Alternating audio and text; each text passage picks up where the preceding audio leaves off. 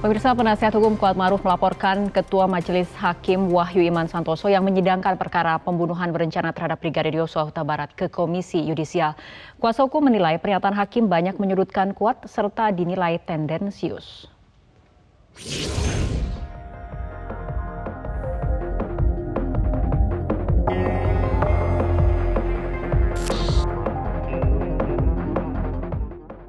Kuatma'ruf tampaknya tidak kuat ketika dicecar oleh hakim saat menjadi saksi untuk terdakwa Richard Eliezer pada sidang Senin 5 Desember 2022.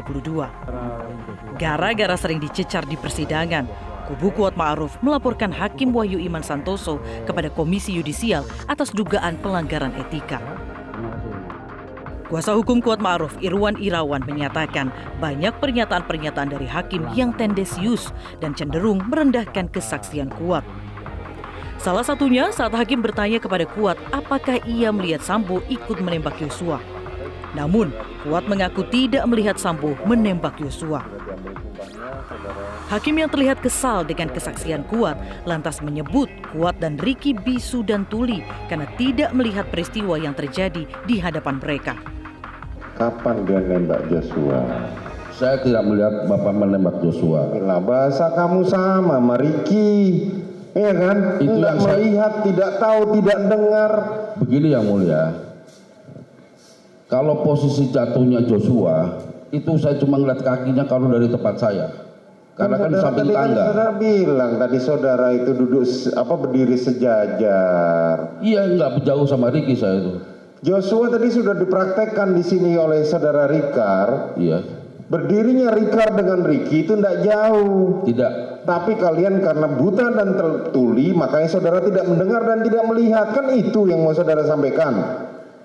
Tidak begitu yang mulia. Lah terus bagaimana? Kalau Pak Sambo nembak, mungkin kan saya udah ketutupan tinggal ngeliat kakinya aja kalau dari tempat saya. Bukan, pertanyaan saya sederhana. Kapan saudara Sambo nembak? Saudara bilang saya tidak tahu. Sama dengan yang disampaikan Ricky tadi. Saya tidak melihat Pak Sambo nembak. Juru bicara Komisi Yudisial Miko Ginting melalui keterangan tertulisnya menyatakan Komisi Yudisial akan melakukan verifikasi atas laporan itu secara objektif. Sementara itu, pihak Pengadilan Negeri Jakarta Selatan mengaku tak ambil pusing soal laporan tersebut. Pelaporan ini tidak akan mempengaruhi jalannya sidang. Tim Liputan, MKN.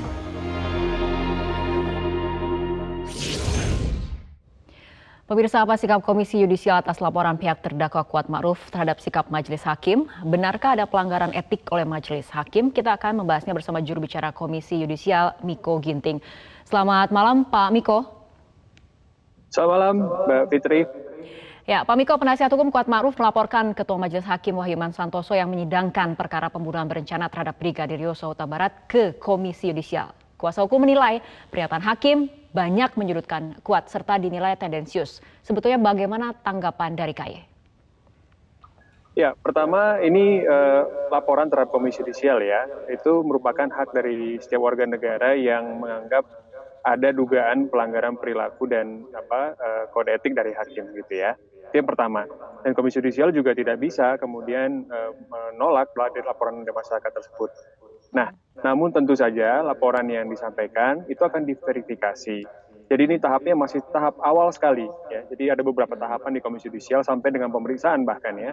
Itu akan dilakukan verifikasi terlebih dahulu untuk melihat kelengkapan dari laporan ini. Apakah kemudian laporan ini sudah cukup lengkap baik secara material maupun formil.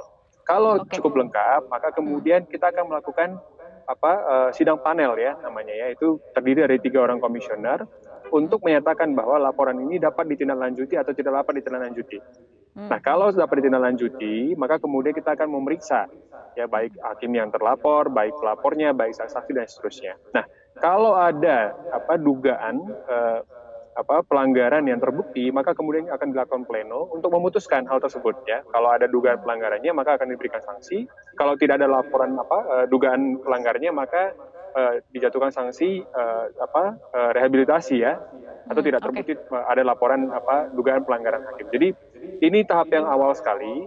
Dan saya kira ini merupakan hak masyarakat untuk melaporkan Komisi Yudisial. Penting Komisi Yudisial mengakui bahwa akan memeriksa perkara ini secara objektif, begitu ya.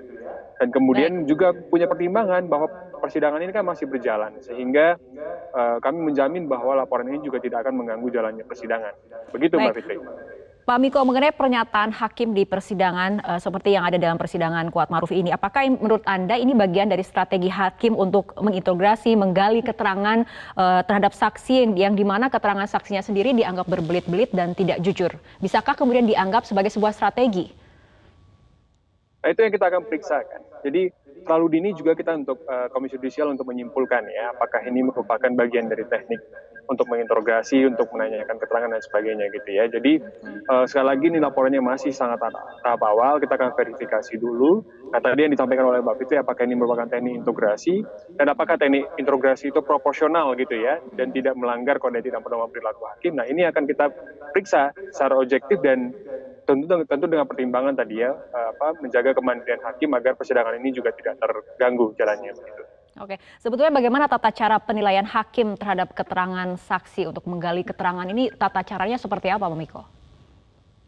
Ya, kalau tata caranya tentu ada pedoman-pedoman yang bisa diacu. Misalnya ya, dalam Kitab Undang-Undang Hukum Acara Pidana kan juga sudah disebutkan beberapa tahapan ya, dan pedoman hakim dalam menggali keterangan dari para pihak, baik itu keterangan saksi, baik itu keterangan ahli maupun nanti keterangan terdakwa begitu ya.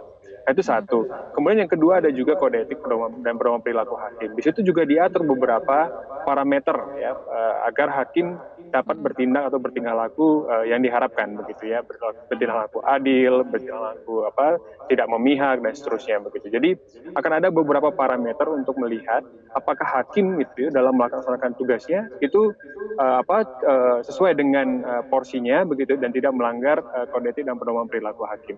Jadi area Komisi Yudisial sekali lagi itu areanya adalah area etik. Jadi kita akan melihat apakah ada dugaan pelanggaran etik dari hakim yang bersangkutan. Gitu ya. Jadi kita tidak akan masuk ke dalam kontestasi di persidangan. Gitu. Oke, mengenai dugaan pelanggaran etika, mengenai kategorinya, apakah pertanyaan ataupun pernyataan hakim seperti yang menyebut bisu dan tuli ketika menggali keterangan terdakwa, apakah ini masuk dalam kategori pelanggaran etik atau lagi-lagi ini adalah sebuah bagian dari strategi? Ya, kita tidak bisa menyampaikan apakah itu merupakan pelanggaran perilaku tanpa melakukan pemeriksaan. Jadi sekalipun misalnya ya ada pernyataan yang sifatnya secara verbal yaitu eksplisit misalnya begitu yang disampaikan oleh Mbak Fitri tadi, tapi dia tidak bisa menyatakan bahwa itu pelanggaran atau tidak tanpa melakukan pemeriksaan. Nah, untuk mencapai pemeriksaan itu maka ada tahapan-tahapan yang harus dilalui begitu kan. Nah, tahapannya adalah tadi ini kan masih diverifikasi ya, kemudian nanti ada sidang panel, baru kita akan melakukan pemeriksaan begitu ya, termasuk memeriksa terlapornya gitu ya. Apakah kemudian ada alasan-alasan tertentu dari terlapor ini dalam hal ini ketua majelis ya itu mengeluarkan pernyataan seperti itu misalnya atau menunjukkan sikap seperti itu. Nah, setelah itu barulah kemudian nanti diputuskan dalam sidang pleno apakah perbuatan itu, apakah perkataan itu melanggar kode etik dan pedoman perilaku hakim atau tidak gitu. Jadi sekali lagi kita tidak bisa menyampaikan serta-merta itu pelanggaran perilaku tanpa melakukan pemeriksaan dan tahapan-tahapan di Komisi Yudisial. Gitu. Butuh waktu berapa lama untuk verifikasi bagi KY?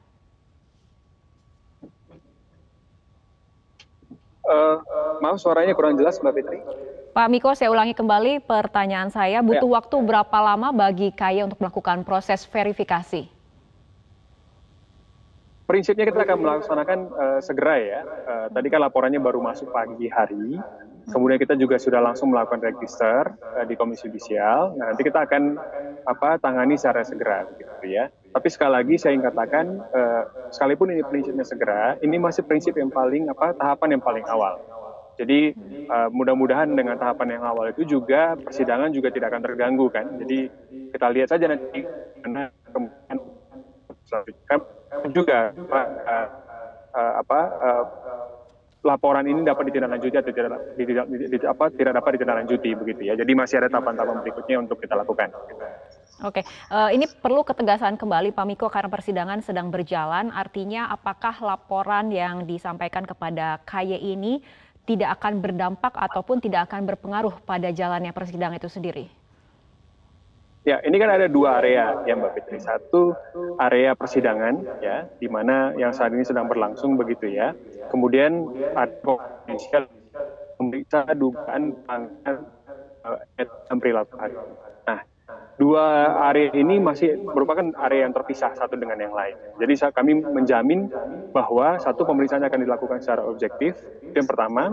Yang kedua, kami menjamin bahwa ini tidak akan mengganggu kemandirian hakim dalam menjalankan persidangan. Nah, dua prinsip itu yang kemudian pertimbangan bagi Komisi Yudisial dalam menindaklanjuti laporan ini. Baik, Pak Miko, kita akan tunggu bagaimana proses verifikasi selanjutnya dari Komisi Yudisial. Terima kasih juru bicara Komisi Yudisial, Pak Miko Ginting, telah berbincang bersama kami malam hari ini dalam Prime Time News.